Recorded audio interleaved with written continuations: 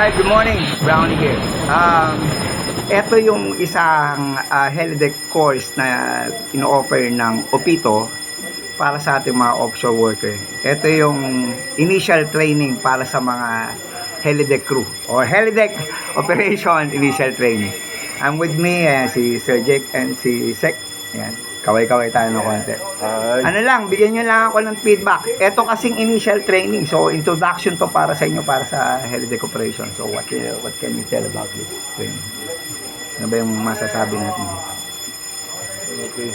Maraming salamat sa mga knowledge na binigay ninyo sa amin, lalo bago lang kami dito sa offshore industry, mga basic operations sa pagtanggap sa helicopter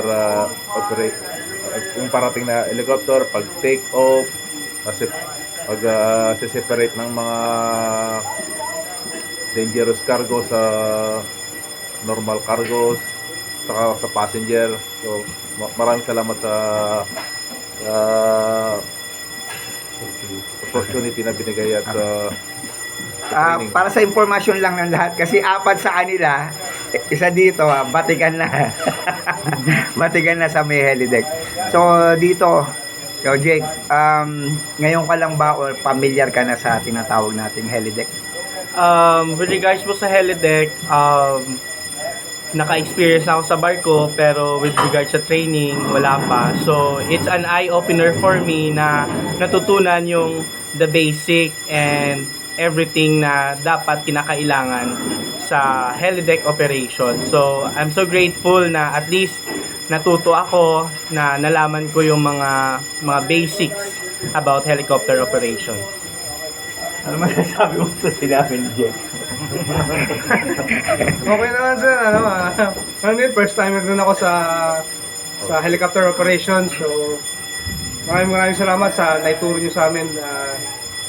Masaya ako na napunta ako dito sa CTSI Training Center. Okay. Lahat naman kami maraming natutunan. Tapos salamat din sa opportunity dahil nag-gain yung namin knowledge about sa helideck saka sa helicopter, kung paano yung preparation saka procedure. Yun lang. And, Bogdan?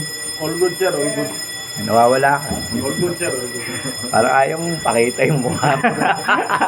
Okay, so, introduction pa lang to kasi may mga kasunod pa silang training na gagawin. Like, pagiging helideck crew kasi, preparation pa lang for the arriving and departing helicopters. Yun yung kinukuha namin dito na kurso o pag-aaral. Pagkatapos naman ito, magkakaroon naman sila kung paano naman yung emergency response. Kasi hindi natin siyempre in-expect na laging safe o laging kontrolado yung paglapag na helicopter. So, we need to be prepared para dun sa emergency. So,